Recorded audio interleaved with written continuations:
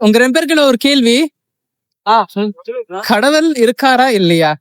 இல்லன்னா கேள்வி. கடவுள் இருக்கிறார் ப்ரோ. இல்லவே இல்ல. கடவுள்னு ஒண்ணு என்ன அது? உங்கள்ட்ட நீங்க கேமராமேன் நீங்க என்ன நினைக்கிறீங்க? இருக்காரு நினைக்கிறீங்களா? இல்ல நினைக்கிறீங்க? எனக்கு தெரியல. அதனாலதான் உங்க 2 பேர்ட்ட கேட்டேன்.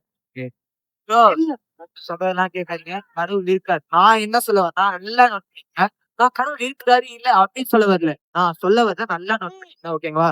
அதாவது என்ன பொறுத்த வரைக்கும் இயற்கை இயற்கைன்றது தான் கடவுள். ஓகேங்களா?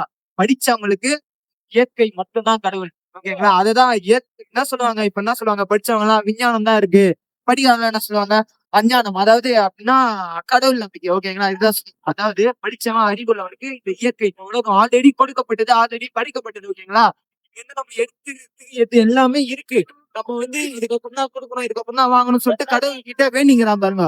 அதாவது வெளிப்பறிவு இல்லாதவன் அவன் மட்டும்தான் கடவுள் கடவுள் கடவுள் கடவுள் சொல்லிட்டு நம்பினு சுத்தினு இருக்கிறான். ஓகேங்களா? மத்தபடி என்ன பொறுத்தவரைக்கும் இயற்கை தான் கடவுள். படிச்சவனுக்கு இயற்கை கடவுள், படிக்காதவனுக்கு கடவுள்ன்ற ஒரு, அதாவது எப்படி சொல்றது, ஒரு அருவம் தான் ஸ்ட்ரக்சர் உருவம். அதுதான் கடவுள். இது நம்புறீங்க? இது கரெக்ட். Nature is God. மற்றபடி இந்த உருவம் அவரு சொல்லிக்கிறாரு கடவுள் பண்ணோம் அதெல்லாம். அதாவது நல்ல ஒரு விஷயம் நல்லா நோட் பண்ணிக்கங்க. எந்த கடவுளுமே எனக்கு நீ காவடி எடு, எனக்கு நீ அளவு குத்து, எனக்கு நீ பால் ஊத்து சொல்லிட்டு எந்த கடவுளுமே சொல்ல. நல்லா நோட் பண்ணிக்கங்க. அதாவது கடவுள் பேரை வச்சு இங்க இருக்கிற மனுஷங்க அவங்க வாழ்க்கைக்கு அவங்க முன்னேறதுக்கு மக்களை ஏமாத்த கண்டுபிடிச்ச ஒரு இதுதான் ஆன்மீகம்.